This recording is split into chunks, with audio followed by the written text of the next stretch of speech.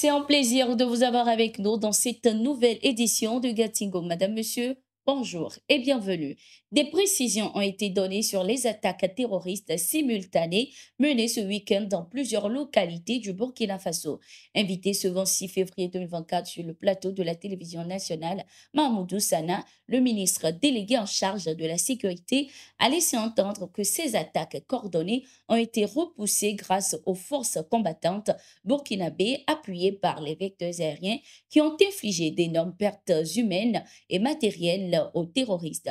Il a également indiqué que ce changement de posture tactique des assaillants traduit des signes d'affaiblissement. Pour le ministre, les terroristes en perte de vitesse du fait des grandes offensives lancées par l'armée burkinabé entreprennent des actions ignobles pour masquer leurs faiblesses. Depuis 2023, plusieurs bases ont été détruites ainsi que des camps d'entraînement. Des actions ont été menées en termes d'assèchement des financements de l'ennemi ainsi que les contrôles des couloirs de ravitaillement. Toutes ces actions ont permis d'affaiblir drastiquement l'ennemi et l'ennemi ne peut qu'entreprendre des actions lâches pour pouvoir dire qu'il est toujours présent. Nous pensons que ces attaques lâches sont une démonstration de l'affaiblissement de l'ennemi. L'ennemi tente alors de casser la dynamique entreprise, mais le peuple burkinabé est debout et le peuple burkinabé va se battre pour défendre sa patrie, a-t-il laissé entendre. C'était également l'occasion pour le ministre d'inviter les populations à la sérénité.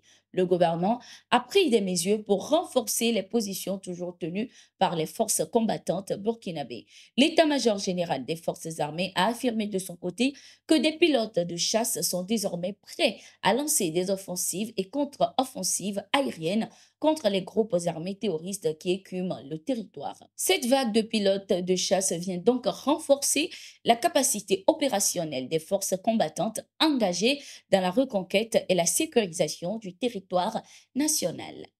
L'armée nigériane vient de démentir les allégations selon lesquelles un coup d'État serait en train d'être préparé. Dans un communiqué ce 25 février, l'armée a indiqué que ces informations étaient fausses et a exhorté les citoyens à les ignorer. L'armée tient à affirmer catégoriquement que cette allégation est totalement fausse. Pour éviter toute ambiguïté, la brigade des gardes s'est vue confier statutairement la responsabilité de protéger le siège du pouvoir, la présidence et par extension le territoire de la capitale fédérale et ses environs. Il convient donc de noter que la brigade des gardes a toujours été en état d'alerte afin d'exécuter efficacement les tâches qui lui sont assignées, pouvait-on lire dans le communiqué. Cette déclaration fait suite à un article du site d'information Sahara Reporters selon lequel la garde présidentielle, une unité militaire d'élite chargée de protéger le président, aurait été mobilisée en raison d'une tentative de coup d'État. La semaine dernière, le chef d'état-major de la Défense, le général Christophe Mouza,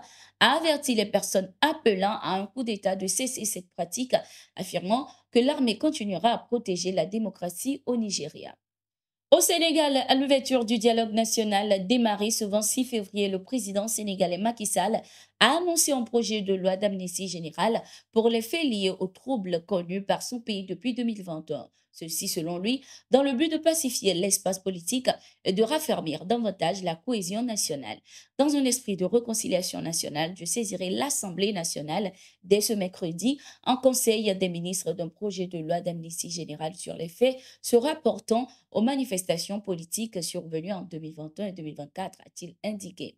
Selon Thierno Alassane Sall, président de la coalition TAS 2024, à travers ce projet de loi d'amnistie, le président sénégalais Macky Sall ne cherche rien moins qu'à se soustraire et à soustraire tous ses amis qui traînent des dossiers de corruption et de malversation. Le président sénégalais Macky Sall a également, lors de ce dialogue, affirmé son souhait d'organiser l'élection présidentielle dans le pays d'ici juin et juillet. Le dialogue national qui se tient en présence des membres du gouvernement devrait permettre au pays de trouver les moyens de résoudre la crise politique qu'il traverse depuis l'annonce du report de l'élection présidentielle du 25 février 2024.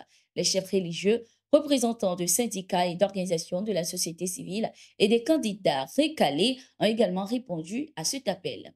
Une grève générale illimitée a démarré ce 26 février en Guinée-Conakry. Les manifestants sortis à l'appel de 13 principaux syndicats réclament notamment la baisse des prix des denrées de première nécessité et la fin de la censure médiatique.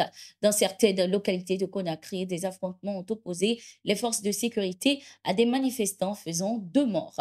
Cette grève générale et illimitée est une première pour les nouvelles autorités militaires du pays. Elle intervient dans un contexte de tensions sociales grandissantes et en l'absence de gouvernement depuis que les autorités ont annoncé sa dissolution. Le Bureau des élèves et étudiants des pays de l'Alliance des États du Sahel et de la Guinée a témoigné son engagement à accompagner la vision commune des chefs d'État de l'AES ce 26 février 2024 à Ouagadougou, au Burkina Faso.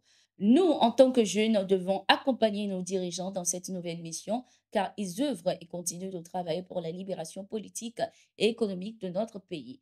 La voie est déjà tracée par les chefs d'État à travers le renforcement de nos systèmes d'enseignement afin qu'on puisse relever les différents défis qui sont les nôtres, a indiqué Maouloun Hassan, secrétaire général du Bureau des élèves et étudiants de l'AES et de la Guinée.